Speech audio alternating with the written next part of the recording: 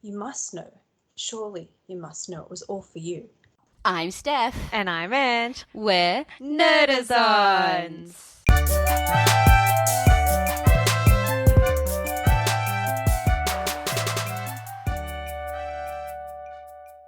That was great. Yay! It's so much easier when I don't have to put like a guy's accent on. Yeah. Well, today's choice was my choice, Pride and Prejudice, the 2005 movie versus the 1995 miniseries. I chose this because, strangely enough, Steph didn't know this, but I actually really love Pride and Prejudice. Mm-hmm. But I've only ever seen the 2005 movie. I have never seen the miniseries, and I know there's a massive debate about who's your Mr. Darcy. Yeah, I know. And another thing about Pride and Prejudice. I'm just laughing because we said that both the exact same time. Oh, Mr. Jinx. Darcy. Yeah, so with Pride and Prejudice, it was sort of my gateway into some romance films, and I will admit I've never read a Jane Austen book. I never had to study Jane Austen. I've never watched a Jane Austen film. That was my first ever sort of intro into it. Prior to this, I was already madly in love with Bridget Jones' Diary, so I feel like the stories are very similar. Stupid me, if I was into Bridget Jones' Diary, I should have watched the 95 version first, because that's where Commonwealth comes from, but it's first thing. But no, so yeah, I thought what a great way for me to have to watch the 95 series and to sort of get you to watch it, because I know you haven't seen it. No. All right. Tell us what it's about. Okay. Pride and Prejudice, 1995. While the arrival of wealthy gentlemen sent her marriage-minded mother into a frenzy, willful and opinionated Elizabeth Bennet matches wits with haughty Mr. Darcy. Mm-hmm. Pride and Prejudice, 2005. Sparks fly when spirited Elizabeth Bennet meets single, rich and proud Mr. Darcy. But Mr. Darcy reluctantly finds himself falling in love with a woman beneath his class. Can each overcome their own pride and prejudice? Ooh. Okay, I want to hear your opinion first on story. Let's start there, because you haven't seen this, or you haven't done much with it. Yeah, I'll give you my opinion, but okay, the story, it was just about people wanting to marry people and I don't know, I just didn't really enjoy People wanting to marry in rich class? just people at marriage and things. Like, it didn't really have anything else other than marriage in the movie, and I don't know, I just didn't enjoy this. I'm sorry to yuck your yum. That's sad. Okay, that's okay. I am going to be a little bit different here. And very different energy-wise, I think, for this podcast, but I actually really love this story. And what I love is, I love how the two of them are so full of pride and prejudiced against each other, and that it would just take a simple conversation between the two of them to realize that they do actually like each other, but instead they listen to gossip from everyone else and their own sort of like observations without actually having that discussion, which is why that they, it just shows that, gossiping doesn't really help you know a person without actually talking to a person. And I like that it takes them to have to continuously bump into each other to have that conversation and realize there's more to them than just what they see. Yeah, I get that, but then, it just dragged on a little bit too much. Are you talking mini-series or movie now? Both. Oh, okay. I didn't think that. I think, so I watched this when it first came out years ago, as I mentioned, and it was my first ever introduction into a Jane Austen or anything like that. And, I was in high school when this came out, so I was still, my metalhead goth phase, and I would never watch a romance flick. Like, secretly I watched like Bridget Jones and stuff like that, but I never really watched them. And then this was my introduction into like that sort of stuff. And I really liked it as a story, and I guess because I had never seen a story like that. And then having now watched the mini series, because I thought, how can you make this into a 6-hour thing? Like, what more can you put into that? That's exactly how I felt as well. And then I ended up binging it in a night, and I thought, you know what? There is actually, they built more of the world, I think, per episode. So the key points, if we're going to talk storyline first, key points for the movie, they really did condense it by keeping the correct amount of information in of the story. And there wasn't really anything for you to guess, like, what's going. It was very predictable, Yeah, I felt. yeah. Which And that's kind of why I was like, oh, well, I know that they're going to end up together. And that's why it was like, it's going to take me 6 hours for them to realize that they like each other, even though they yeah, do. yeah, true for the mini series. But I think, yeah, it's hard for me. I think it's hard to say which is better story wise because the movie did very well to condense that mini series into a film. So if you were pressed for time and you thought, I just want to watch it, you'd put the movie on. But if you have time and you thought, I'm going to rewatch the series, then I'm going to rewatch the series. With the series, I struggled through the first and the second episode. Because went straight after watching the movie, I went straight into the mini series and I was like, all right. And because I already knew what was going to happen, I kind of got a bit bored. But once I got past that third episode, that's when I was like, oh, yeah. And like the character of Darcy was completely different. Like, We'll get to characters. yeah, even though I knew what was going on, I like the comment that you made before. That was the series built more of the world. Yes. You had extra little characters, and I kind of felt more involved in the series. Yes. Which, when I finished this and I started, doing some research and things like that, Pride and Prejudice has a very strong and loyal following, regardless Yes, of it which one does. you've seen. So to me, that's why I feel, and I think I'm glad I started with the film because having started with the film, I don't have a favorite out of them. I like them both. I like the story. Whereas I feel those who start with the series, they tend to be very loyal followings. Again, people are very loyal followings to the book. I have Hmm. not read that. I cannot comment on that. But I Hmm. did read something and someone had a really good theory in their like reviews and things. And I just think it's a really good thing to make note on. And they said the theory is that whatever Pride and Prejudice you start with, most of the time that becomes your favorite because Hmm. that's the Mr. Darcy you fall in love with.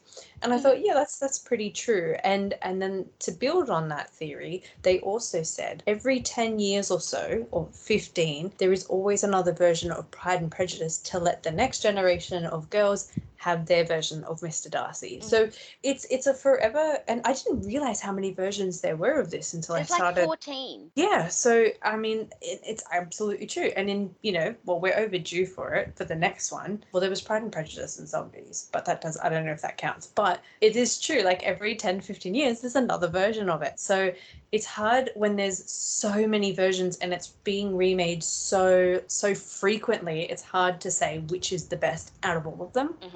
I did say while I was researching this, I did see that there was a trailer for Pride, Prejudice, and Zombies, and Matt Smith is in it. Yeah, I've seen it. Oh, is it good? Oh, it's okay. It's Okay. weird. I just think Okay. I'd rather watch either a zombie film or like Pride and Prejudice, just name the one. Okay. I've only I seen it the once. I get exactly what you're saying, but I watched the movie first and then I watched the series.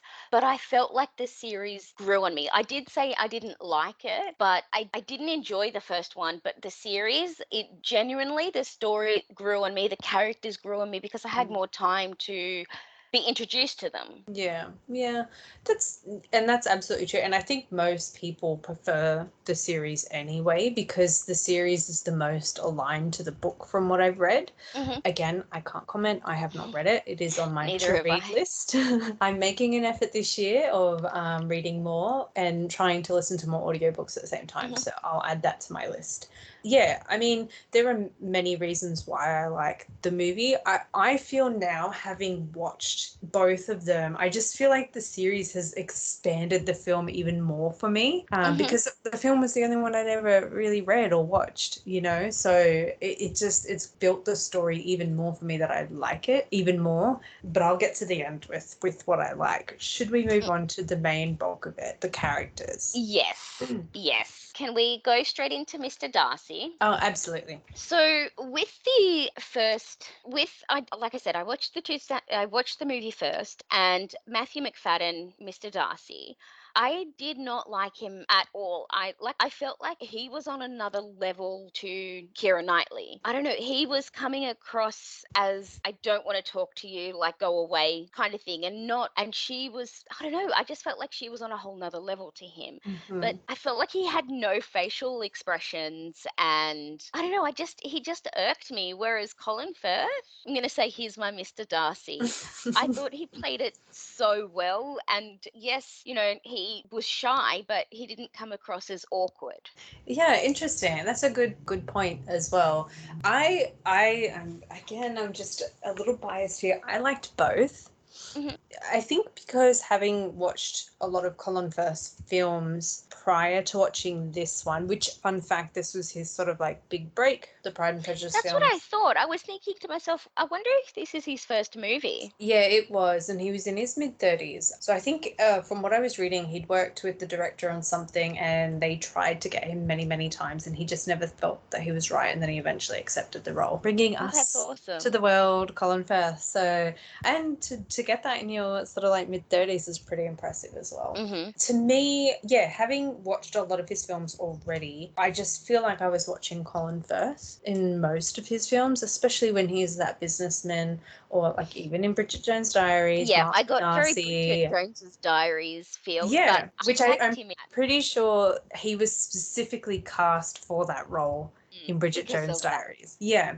So with Colin Firth brings this really snobbish, elitist, prideful feel to Mr. Mhm. Darcy, and that, he's too good to be talking to someone with the likes of you, sort of thing. And he really brings that across. He does make that comment, the same comment in both of them, that it's not, he doesn't have the ease of conversing with people. So he, probably suffers a lot of social anxiety or something when he talks like that. Whereas I feel that Matthew McFadden, he really demonstrates that element of the character, that he is socially awkward around people. He knows the work he needs to do, who he needs to talk with. He understands his duty, especially like the class between them, and he knows he's, already priorly engaged to someone, things like that. And I like seeing the little awkwardness of him, and that you see more of him actually trying throughout the film, of him trying See, to talk with her. I felt he was very flat. I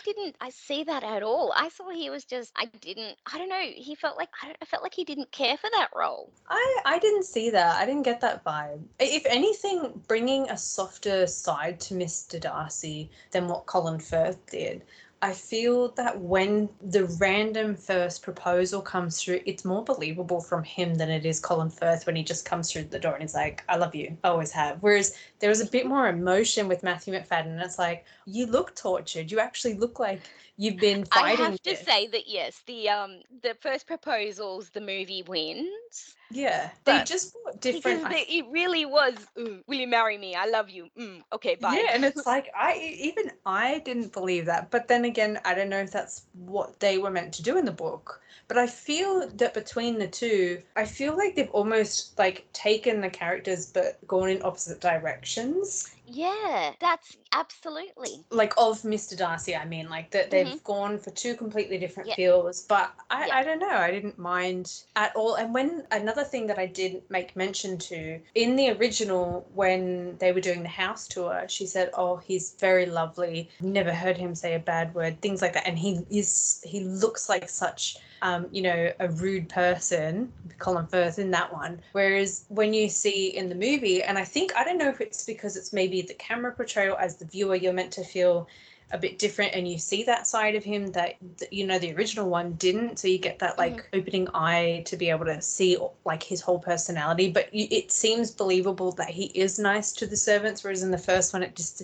he didn't seem like he could be nice to them, even though they say he was a really nice person. I think you're right. I'm just thinking of that scene in my head, and I'm like, actually, you're right, because he did come across as rude and arrogant. Even when, and the scene that made me remember that the most, or made me think about, oh, he seemed much politer in the movie, was when he got the green jacket. He had gone swimming, And then he went in quickly to get changed. He's like, no, that one. And he just like spoke really quickly and harshly. But the tone he said it, it's like, the guy's helping you, man. Come on, chill. I just feel like the first one was a bit flat. That's whereas I think even though he came across as a douche, he actually had character to him. Yeah. But okay, I have another comment that I wrote with the river scene. Yes. Like everybody goes, oh my gosh, swoon, ooh, swoon. I asked my mate, what episode is it in? She said, not telling you, you have to keep going. So I was like, all right. And when it came on, all I thought was, please don't get any diseases from that water. How gross would that water be? He did actually get sick, or his body double, Oh. or something. The water, I was watching it and my partner was telling me about it, that the water is not actually designed for swimming. So they had a body double come in, but because he was coming in and out of the water a lot in his clothes, Colin Firth actually got a cold or pneumonia or something from being in the wet clothing all the time. Oh. Yeah, but I just had a thought just based on like your observation and sort of my observation. It's almost like you needed the level of pretentiousness from Colin Firth in the beginning of the movie, and then you needed that softer side of Matthew McFadden to like complete the journey of his like character becoming a better person. So together they're Mr. Darcy. Correct. Squared. That's yeah. I like that, Mr. Darcy squared. Yeah, that could be a shirt idea. And what about Lizzie? Okay, all right. I have a bit of notes on this one. I am just going to outrightly say, so with the Mr. Darcys, I feel like they're sort of equal to me based on the performance, and they both brought strengths in completely different areas. So it's really hard to say who did what better. But I'm going to outrightly say it. The 95 version of Lizzie was better for me. I'm going to say Colin Firth is my Mr. Darcy because I obviously preferred him a lot more. Yep. I'm also going to say Jennifer. I think it's Elle. Yeah. Sorry. We're really good at pronouncing names. I thought she was totally my favorite. Yeah. I liked her. It was hard at first when I first watched it because, again, I had watched the film many, many times and they were my introduction to these characters. But as soon as I saw, it took me probably an episode to get in for Jennifer to realize I think she portrays Lizzie better, and probably I feel, don't shoot me if I'm wrong, I feel more historically correct, like accurate. So Keira Knightley brings this real harshness and this fiery attitude to Lizzie that I feel people want her to be like. But in reality, at the time that this was set, so I think it's like the 1810 or something, or 18, so early 1800s, there's no way that a girl would have had that sort of attitude and gotten away with it. Whereas with Jennifer L. Yeah, like Jennifer L. really had the right amount of, eyebrow inflections and attitude in her eyes without having to actually have the attitude all over her face. And I feel that just subtleness really brought that like element to Lizzie better than actually being full of attitude. And I didn't think that, yeah. When she meets the auntie or the nana for the first time, the old lady. Oh, like Catherine de Bourgh, the rich one? Yeah. And her Keira Knightley, she was like, I would have been like, excuse me, how dare you talk to me like that? Like, she came across as a bitch. I don't know, like, even though, I'm not super rich, I'm very smart, and I don't think you could get away with that. Whereas Jennifer, she played it really well. Like, she made some smart ass comments, but she did them it in such smartly. a subtle. Yes, you summed that up right. Smart ass comments done smartly. Yeah, she just had the right amount of, I guess, facial expressions, body language, things like that I didn't think you could bring that attitude, so subtly.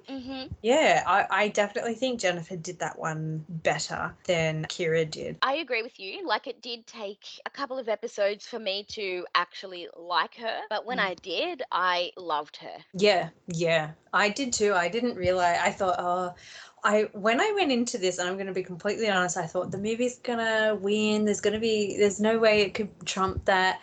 And the series really did open my eyes to how much was missing from the movie and how much had sort of changed. Some changes I liked in the movie, some I didn't, but I definitely feel Kira brought a different element, too much fire, if that's a thing, to that character. Yeah, and But that's exactly what I was saying, yeah, is that she's playing, fiery person, and then Matthew's playing like a timid, anxious person, and I just feel like it's that almost that's like when, reverse from the miniseries. Like Colin Firth had yeah. so much like rudeness to him, like absolutely blunt rudeness, which I was shocked when I first heard him speak so rudely. And I was like, he doesn't do that in the movie.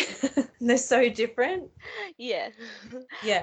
I agree. So I definitely feel Jennifer L, the 95 version, wins for that one. And I didn't realize that one of the sisters was the daughter in Ab Fab. Wait, Julia Sorwell? Yeah, Julia Sorwell. which Lydia. sister? She played the Lydia? daughter in Ab Fab. No. Are you like, Yeah, she played Saffron, yeah. oh my gosh, but did you know, fun fact, I actually had a fun fact about her and I didn't even realize that she Oh, was daughter in AbFab. oh, But there you go, fun two fact fun about facts for the her, price of one. that's right, two for the price of one. She's actually a year older than Jennifer L and she was playing her younger sister. Oh, wow. I know. What a little Also, baby face. I know. And I loved her character. I'm just going to say, I didn't think I could hate Lydia more than what I did. I had such a hatred for her in the movie because she was so annoying and Yes. had no respect for other people. And I didn't think I could hate her even more. And then in the series, I was just like, oh my God, I hate her. I would disown her. See, in the first one, she was like this scene where she's like, "Oh, there'll be a lot of soldiers. Oh, a lot of soldiers." Like the first one. I mean, the 2005, she was like, "Oh my God, the soldiers. Ooh, ooh." Whereas the She's so over the 2000 top. 2095, she was like, "Kitty, all the soldiers." 2095. Oh, it's 19 1995. Oh, wait, so which I one are you like talking about? The 2005 or the 1995? 2005, no. 1995, yes. I liked her in that. I thought the 2005 she had an attitude of like that little sister that gets away with things. No, they do, and they give you that attitude face at the Yep. end, and it just makes you want to go. "Mm." But she had that, and who was the girl that played her? She played in Stepmom with Oh my Julie God, I Robertson. love that movie. She was That's the one of my, daughter in like, yeah, Jenna Malone. Jenna Malone. That's right. And that she Yeah. was also in Hunger Games. Oh, I never really watched that. Okay. Yeah, so she definitely had that element. I actually think Kitty and Lydia in the 2005, so Jenna Malone and Carey Mulligan, I actually think they did okay because when I watched them, like Carey Mulligan as Kitty, she looked like that sister that followed, that had to do exactly and copy her other sister. She pulled that off to a T. Lydia was as annoying as all hell, tried to push herself into the society that she wanted to be in, and obviously what proceeded. And I think for being in a film, so a shorter runtime, they were able to portray that in their scenes that they got. And as for the miniseries, wow, because all I can say is, like I said, didn't think I could hate them as a character even more, and they managed to make them so much more annoying. You didn't like them in the I'm 95. No, I liked them, but I'm saying, like, I liked them and their acting, but I'm saying is they were able to bring so much more to the character that it, like, made me hate the character even more Yep. because it's like, are Yep. you so stupid? Why are you doing this? And I didn't, like, I already thought they were stupid in the first one, but then to see them in this, it was just like times 20 stupidity. And it just, they were able to act it that well that I got so frustrated with them. And I'm like, how stupid are they? I know, but they played strong women, but also because they were young, they also had that innocence to them. Whereas Yes. I feel like the 2005, they didn't really have that. I think they had that. The two of them were able to giggle non-stop. Like I Yeah. think having to forcefully giggle and laugh all the time is hard. And they just genuinely looked like they were kids playing in the back of the Having film fun. set or something. So I think for both films, the Lydia and Kitties did good for the amounts of runtime they had on each. I did like the series more. I think it's because you've got to see more of them. them in that. Mm-hmm. Like, you didn't see much of them in the movie. You know, it was heavily focused around Jane and Lizzie. It was, yes. Also, can I just say how creepy was the cousin in the movie, in the series? I know. It was ew. When I saw him, I was just like, what? And also, it's your cousin, I know. I but know. apparently that was a That was the thing. thing. Yep. I'm sorry, dude. Like, no, it's I a no know. from me. I know. I know. It was, I actually put down the comments I made for him was the creepy cousin. So sleazy and slimy. I didn't like him. Yes, I know. I think in the movie, though, he came across more as an idiot in his own world, doing what he's told to do, even if he doesn't want to do it. Like, he didn't Yeah. really seem like he wanted to get married. It was just because, you know, Lady Catherine told him he had to. Mm-hmm. Whereas in the series, he did seem more into the idea. Yeah, like he seemed really into the idea. I know, it's so creepy. Can we The mother? Yeah, let's do the mother next. Also, I'm just gonna say I really like the movie with Brenda Blethyn. I absolutely love that actress. So I really love her in that film. Okay, this is where the 2005 is going to get a point Oh yes, because the okay, good. mother was so much better. Alison Steedman as Mrs. Bennet, she was so over the top. She was and funny, but and over it the was top. exactly, it was like comical, even though it wasn't, it's a drama, she was just, oh no, ooh, I and her know. voice just irked me. Yes, you know what? I that was something that I thought too. I thought, you know what? I think you're funny and I think you're needed in that bigger series to help break up and bring in some comedy to it. And I thought she was funny in that aspect, but why did she have to do the high pitched voice? It just Oh, I don't know, but Brenda Blethyn, oh my God. And the way she would just be my poor nurse, she actually see and the little shaking of her hand, and I'm just like, you actually do look like you suffer from a nerves disorder or something. She's exactly. I Whereas, love her. in the 2000, in the 1995, she's like, oh, and she's like over the top, like overreacting. Where, Brenda, yes, okay, the mother was meant to be over the top, but not so over the top. I think she did it so well, like the subtle, oh no, and yeah. And even when a good example of her being over the top without having to be over the top is when Jane wants the horse to go to Netherfield Hmm. and she looks dead serious when she's like, no, you'll take the horse. And I'm just like, oh my God. Like, she actually had that authority to her that made you think, oh, yes, just remember, your parents do still, like, you obey your parents regardless of your Hmm. age. Whereas in the Yep. other one, again, that comical over the topness came through that you didn't take her as an authority figure in the house. And so I And definitely, in the 95, the series, I felt like the mother didn't really care for her children. She just wanted them married off. yeah. She just wanted them quick. Whose money can I get now? Like, where can my girls go? Whereas the mother, Brenda, she actually, I could feel that she loved her children and Yeah. that there was some motherly tenderness there. Yeah, and I think she also brought in an eye opener for that time where she's like, when you have five daughters and none of them are married, you tell me what will preoccupy your time. She had it, the tone that she had as she said that quote was very, it's not just about preoccupying my time, it's about ensuring your futures are locked and secure to protect them sort of thing. It came across more of a, I'm not just giving you away to anyone, I'm trying to ensure you guys are safe and secure in your future because this home may not be here for us. Whereas in the other one, it was they really overplayed trying to push the daughters off to the biggest bidder that they Yes, can. And it just made me exactly. feel like she was selling her daughters off. Can I just say what one of my other comments were? Yep. Wow, that's forward asking for two dancers. In the series with the cousin? And then another one asked for two dancers in the 2005 as well. But it was just the cousin. I was like, oh, it's a bit forward. I know Two to and dancers. to lock in the first two. Oh, that would be horrible. Just on Brenda, I'm also going to say one of my favorite TV shows called Vera. She's Vera in that series. Is that Vera? Yeah, that's Vera. Shut the front door. See how good of an actress she is. She's so bubbly and happy in that, and then in Vera, she's this like detective that Stern. doesn't look like anyone. Yeah, so I was definitely. actually watching Vera last night. I love Vera, and there's a new episode out, so I'll be watching that when we finish. I'm going to watch the very last episode of Ted Lasso. I I'm will obsessed with it at the add that. moment. Let's talk about that in our notables. Can we please talk about Jane? Yes. So in the 2005, you had Rosamund Pike, and in the 1995, you had Susanna Harker. Mm-hmm. I'm going to outrightly say this. I think Rosamund Pike was stunning, and especially when she had that baby blue velvet jacket.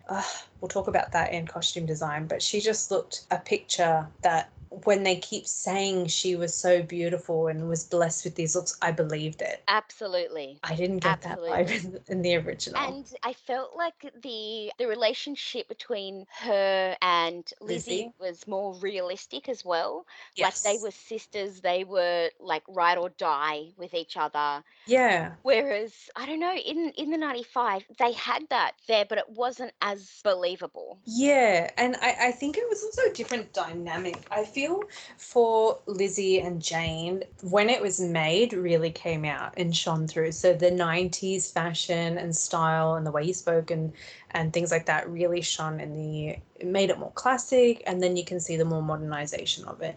I definitely think Rosamund Pike really did bring, and she had that element of grace to her as though she was taught to be a lady and things like that. Jane, in the original, she just, I don't mean to sound harsh on this, but she had these big bug eyes and she would just stare. And I would what? I kept looking, going, are you going to blink? Yeah, I just, it was very weird. And the camera angles with Jane, I think they were trying to give off different, like a vibe of almost angelic to her, because they kept, like the camera angles were always focused down or looking up.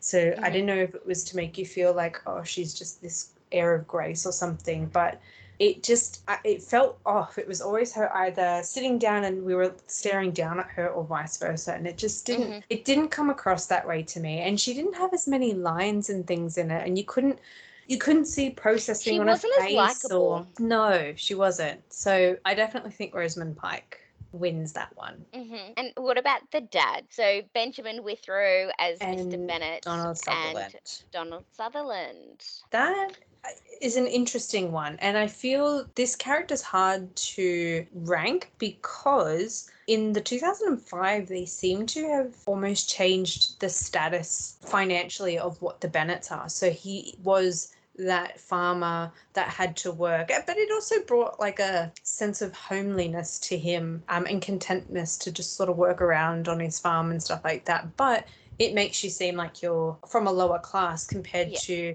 Benjamin Whitrow, who would be in his study doing work in there. He didn't have to work out on the property or anything because he was rich enough to have other people do that, you know? And it's hard to rank them because Donald Sutherland really did portray that I haven't got time for all your bickering. Someone make a decision. I'm going to go and do my own thing, where I have an element of peace. Whereas Mr. Bennett in 1995, he was more involved, I think, in the discussions. I'm not saying much because I'm literally just nodding my head agreeing with you right now.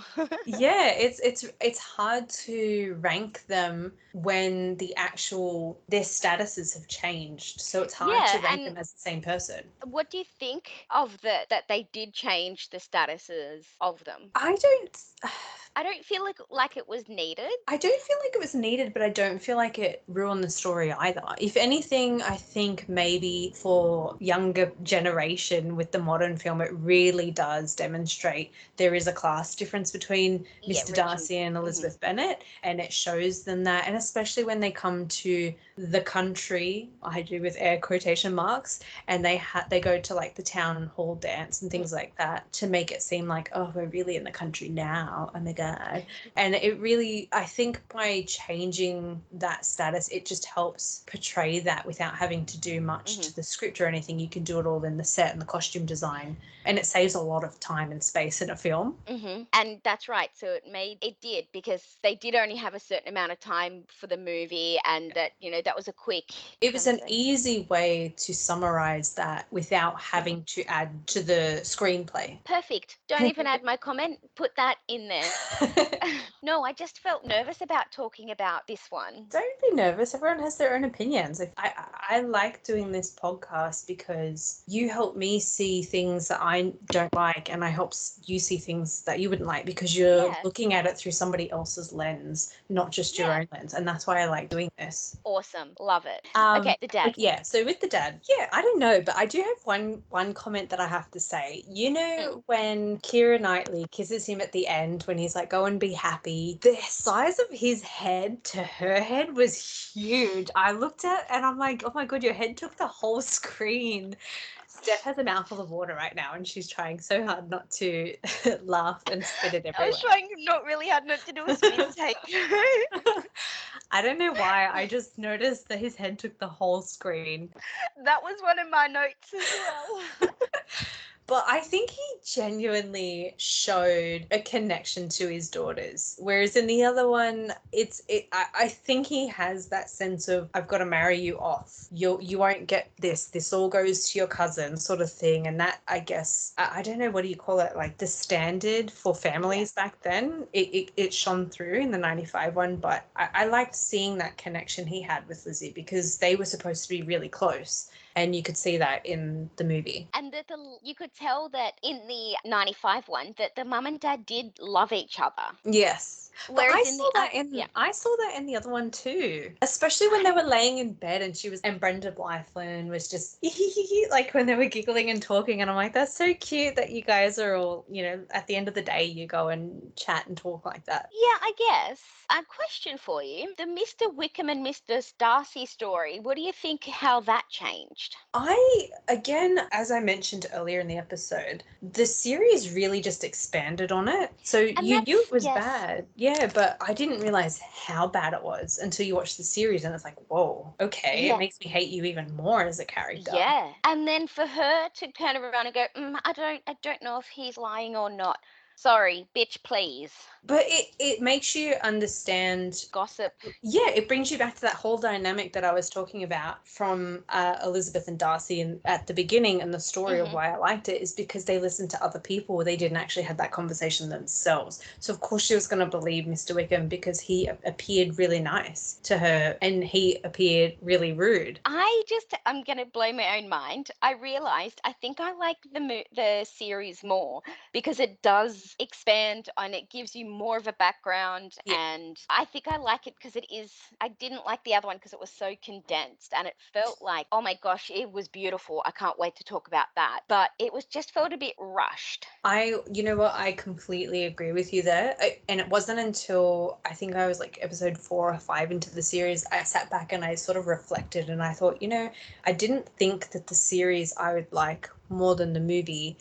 But I didn't realize just how much to the story there was that was missing. But that's because I had only ever watched the movie. Yeah. And like it just blew my mind how much I was missing. Even the whole story with Lydia and Mr. Wickham, I didn't realize how much more scandalous that was. Yeah. Because they talked about, they were running off to be together, air quotation marks, without having been married. And it's like, that's enough said. I know exactly where that story went. Whereas that wasn't really mentioned in the movie. It was just that they'd run away to be married. Yeah. Yeah, the series definitely really showed how horrible Mr. Wickham was. Yeah. I have a fun fact for Miss Bingley in the original, which also, interesting, mind blown. Miss Bingley is played by Anna Chancellor, and she's also going to be in another movie we're going to do this year. Do you know which one that is? No. So she plays in Hitchhiker's Guide to the Galaxy, which is one of Steph's choices that we're going to do. No way. Yeah, and also interesting. I've not seen that movie in a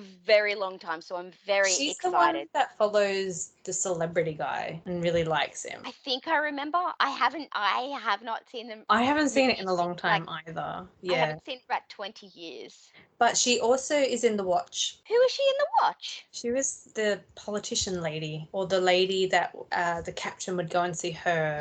Yes. Yeah. And fun fact, also, I put another comment here. Also, my fun fact, that wasn't my fun fact for Miss Bingley.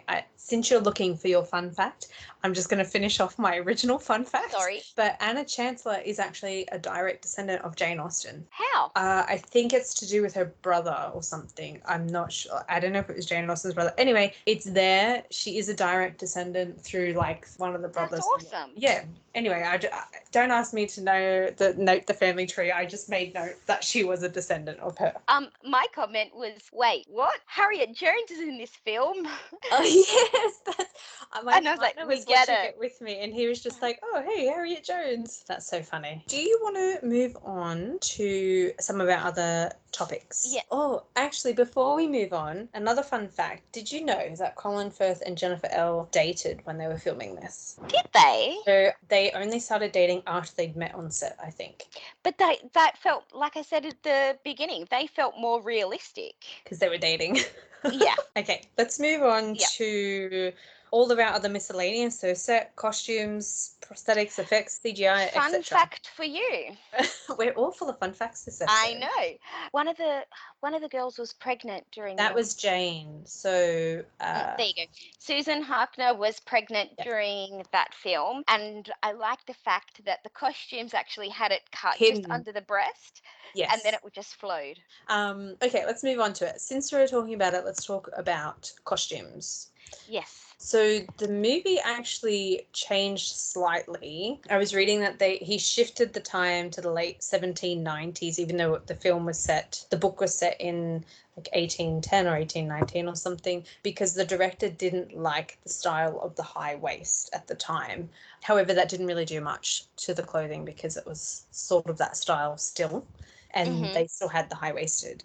I have to say, at first, I didn't think, again, my biased mind, I'm like, the series isn't going to be that great. I actually think the series had a much better costume design than the actual movie. And the series brought more structure to the design, especially around, the bodice, the chest, the arms, even things like that. It just looked like it fit the actors much better, whereas if you look in the movie, it fell really flat and just straight down the girls, especially when you look at Keira Knightley. It just hung off of her, and I don't know if it felt like they were wearing costumes. Yeah, and not costumes. Yeah, exactly. And they're supposed to be, middle class, so they should have some sort of money to be in nice dresses. And she just always looked like Keira Knightley as Elizabeth was always in this just linen dress that they made from sheets. It just looked like sheets as a dress. Yeah, I definitely think the dresses look better. And the one thing that I really loved that Elizabeth had in the 1995s, so green is my favorite color, and I loved how she had the green sheer just across like the chest,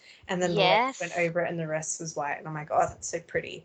I did like Jane's blue velvet jacket in the remake. Yes. I think they had the right colors for her and her, she was played beautifully. Color. Yeah, so her outfits were perfect. Lizzie's really fell flat, I think, in the remake, especially since she's the main focus of the series. I don't know if they were trying to tone her down or whatnot, but yeah, the 95 version wins that for me. Yeah, I don't know, I just felt like that they were middle class, so they would have had to make some of their dresses, but they didn't look like they were just cheap. Yeah. And when they were running around in the mud, I was just thinking, oh my gosh, those dresses are so dirty. But I know, but they really accentuated that in the 2005 film with like mud on the hems. Yeah, but I don't know, I feel like the costumes were more believable, and I loved their hat. I loved their bonnets in the 95 one. I just thought, oh my gosh. I just hate bonnets in general and hats, like lady hats and things. I don't know. I just was never that type. And shoot me now, I know, but I cannot stand the hairstyle. I know that that's how it was worn then with the curls around the faces because I Oh cannot no, stand it that. really annoyed me with Jane in the 95 where she just had the split and it had like two on either side of Yes, I and was when like, their hair ah. was out in the bed and they still had these really tight ringlets, and I cannot stand that hairstyle, but I understand that is how it was Mm, meant to be worn, and I think that's why I much prefer the 2005 hairstyles, mhm. because my modern mind, I preferred less curl around the face. I agree. It's just weird. I will let you know that I did actually listen to the 2005 soundtrack. And It isn't it is beautiful? beautiful. It's so beautiful. So I It's told everyone so beautiful. it's so good. I have been listening to that soundtrack since I first saw this film. It used to be in my sleep list, like when I never used to be able to sleep, I used to listen to like different instrumentals. And Dario Marianelli, he did the soundtrack for the 2005. It is an absolutely stunning soundtrack. I Has highly he done recommend you any listen. other soundtracks, do you know? He probably has. Uh, I haven't listened to any of his other soundtracks, but Dario Marianelli's score was written so perfectly to really capture the scenery and the way that this film was shot. When you listen to it, you really do feel that you're across different countryside, across England or something, and it's just shot so beautifully. I think, and the way they did it, at different times of the morning, different times of the day, be it a foggy morning, sunrise, a sunset, all the landscape shots and the soundtrack is what makes this film. I think it's the winner for those points, even above acting and costumes for the 2005. it was such a beautiful film. Like this, I wasn't a fan of the costumes, but the scenery Yeah. was gorgeous. Yeah. But I feel like, yes, it definitely trumped the 95 one. The 95 one, I watched it on Stan and it wasn't, it still had like that 90s fuzz Like a to it, grain sort of. a Yeah. grain. And so they didn't have the HD version. I Yeah. feel like if they did, I would Mm. have enjoyed the 95 that little bit more.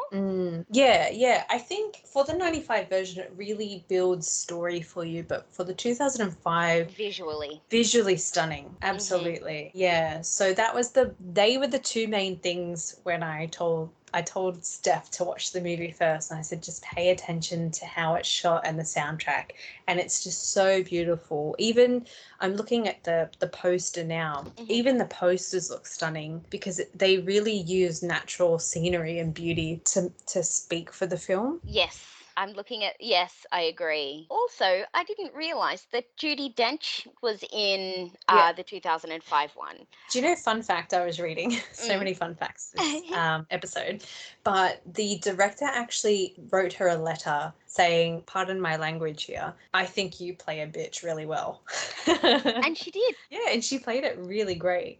Yeah, I was like, oh, Judy Dench is in this film. Also, Huh. her costume, back on costume, she seemed more like a lady with a lot of wealth than the 95 version. Yep, yep. Yeah. I agree for that as well. Okay, so now we get to the fun part. What do you rate both films out of 5 movie reels? Okay, so I actually wrote this down. I'm going to say 95. I'd give it 3 stars. Yep. I liked it. I liked it more than the movie, but I couldn't binge. I couldn't binge the series. I had to take my time with it. And then I actually put, would I watch it again? No, but I can appreciate that. I can appreciate for what it is, but it's not my cup of tea.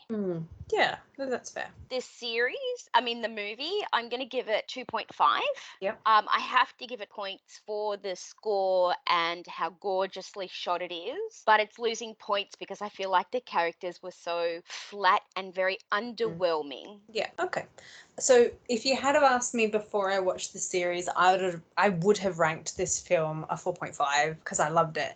And having watched the series, I didn't realize just how much was missing. Hmm. So I would drop this to probably a 4, maybe a 3.75. It is still one of my favorites. I really do love the story itself. Regardless of whichever version I watch, I just really like the story. And as you said, it's beautifully shot. If I wanted to watch this story again, quick I'd go to the movie. I loved the series and I loved how much it expanded on it. I'm actually also going to give it a 3.75. I didn't think I'd like it that much, but I liked that it made me love the story so much more because there was so much missing to the story that I didn't realize was missing. And that's kind of what I was disappointed about the movie is when I watched the series, I was like, they missed so much in the movie. And I had no idea. But when I was reflecting, the movie covered the main points. Yeah. So it is condensed. And if I wanted to watch the story again, I'd probably go to the movie just for time's sake. 6 hours is a lot of time to have to commit to watching it. And you'd probably find yourself just watching 2 of the episodes out of the, 6. So that's the only reason I would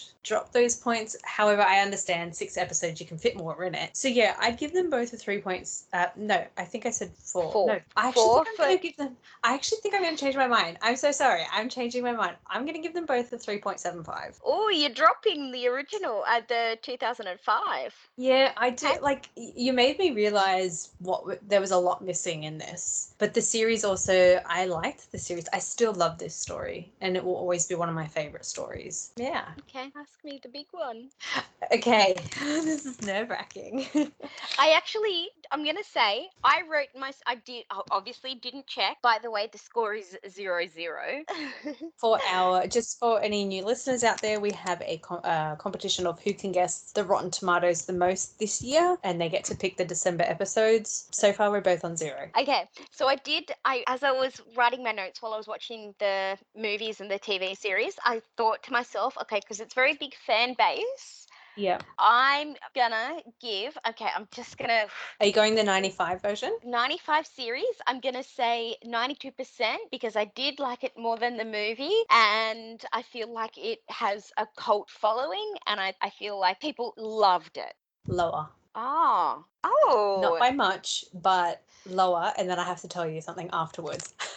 89%. Oh my god, my heart is pounding. You got so close. Oh, it actually got 88%. However, what I wanted to tell you is the audience score was 95. So you're absolutely right in the way you were thinking, and you were so close to getting what the audience score had ranked it. So yeah, pretty interesting. Okay, what do you think the 2005 got? Okay, 2005, I'm giving it 89%. I've spoken to my friends about this book and movie and they love it. And like, if you're into period dramas, this is your cup of tea. And I feel like because it's a 2-hour movie versus 6 hours, it's got a newer cast. It's got better graphics. I'm giving it 89%. Lower, only just 87%. So close again. It was 86. Oh, bananas. But I feel like you should get half a point because the audience score was actually 89%. Yes, I get half a point. Woo woo! I'm going to regret giving you that half a point. Well, but that was our rule. Yes. So yeah, 89%. But it does show you that Miracle on 34th Street, here we come. Oh god, I don't want to do those films. Anyway, let's move on to Nerdazon's Nerdy Notables. Okay, so yesterday I went to see The Wedding Singer musical in the city. Ooh. Okay, oh my gosh. Wedding Singer is one of my favorite films. I love 90s Adam Sandler, Drew Barrymore movies. Me too. Except 51st Date. Blech. I didn't mind that, only purely because of the ending was so cute with the family. The ending makes up for it. Couldn't do it. Nah. Now the real me comes out. So when we got there, they actually said, a guy got up and he was like, hey guys, so we've had to reschedule quite a few times because of COVID. Today was our first day practicing doing a dress rehearsal. We've had to do it via Zoom the entire time. We've had to fly in the orchestra from other towns. Wow. And so it wasn't, they did an amazing job to literally be doing it all via Zoom, but I felt like they could have maybe cancelled it and had them do it in person a few more times, and they needed to get their audio fixed up, but it was really fun. And the guy that played Adam Sandler's character, he was Adam Sandler. Yeah. Oh, that's good And because they it's really changed hard when it doesn't show. they changed a lot of the characters as well. So it was mainly just so yeah, Sammy and George were heavily involved in the series, and that I know that they were big characters in the movie, but especially George being even more. And that I was really disappointed because they didn't, when at the wedding and he's like, "Even Oh time," yeah, yeah, and yeah, then they yeah. just, that's George's song. I They used didn't to play that. love that They never scene. played one. They didn't play that Oh, song at all, and I was really? really sad about that. And Oh. that, the song "Just Kill Me, I Want to Die." Thanks for stopping me and making me sing. But that song. You love Um, singing. Put a bullet in my head. Very bad That's lyrics. yeah, I know. That was just him singing it sad in his bedroom, and I was like, Oh. oh, oh. Oh. So I don't know. It was okay, but would I see it again? Probably not. Yeah. And Oh, at least it didn't ruin the movie for me. that's good. That's good. For me, there really isn't much for me to talk about this time. I finally finished one audiobook of the year. So I finished Mm. Crazy Rich Asians. I'm still reading The Unseen Academicals for And how's that Ontario. going? I'm really liking it, although I'm purely only physically reading before I go to bed, and I haven't been doing that lately, so I've got to get back into that. But I'm really liking the story. My godfather's been telling me for so long to read it because it's his favorite story out of the Discworld, and I can see why it's good so far. I really like it. So it's about a soccer game, you said. Yeah, but with wizards and Oh, so it's other like stuff. Quidditch. Kinda, but there's so Yeah. much more. Obviously, with the Discworld, there's a lot more involved, but I'm actually really enjoying it. And soccer has developed so much. It's not even soccer anymore.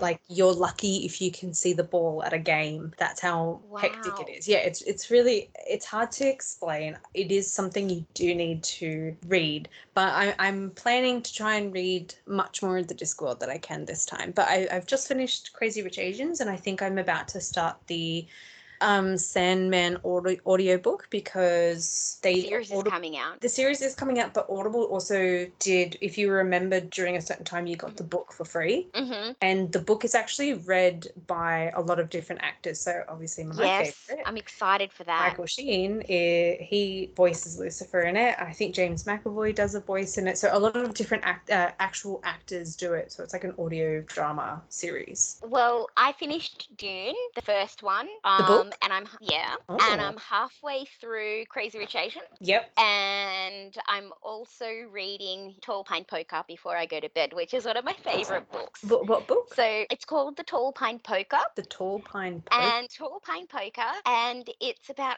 a town called the Tall Pine, and this girl, she loses her parents quite young, and that they're just free spirited people, and she becomes a bit of a recluse. And so anyway, there's a big Hollywood star coming to town, and they want to shoot a movie in the town, and she comes out of her shell, and there's a bit of a funny story where she poops herself at the audition. Oh my And god. it's just like such a beautiful story. Oh wow. Okay. All right. I Maybe I'll love add it. that to my list. Yeah. Oh, that's It's really good. hard to find though. Okay. Not I've on had my YouTube. copy for like 20 years, and it's Oh. like in one of the best conditions. Oh, The that's good. spine I hasn't do even know. like broke yet. I do know that Kindle has a massive sale at the moment where it's 99 cents a month for 3 months. So not that I would read through Kindle. I think if I'm actually going to physically read, I'm going to read a book. Yeah. So, do you want to tell everyone what our episode is next fortnight? We're doing an 80s classic versus noughties not so great. We're doing Conan the Barbarian. I am so excited to do that. True Lies made me have a crush on Arnie, and I'd never seen Conan before, but yeah, my crush I'm is very still strong. excited. Okay, so if you want to follow us on Instagram or Facebook at Nerdazons, we'd love to hear from you at nerdazons@outlook.com. We are on Spotify, iHeartRadio, and wherever you get your good podcasts. We also have merch done by the amazing Craftcaster, and you can find that on Teespring. Until then, stay nerdy.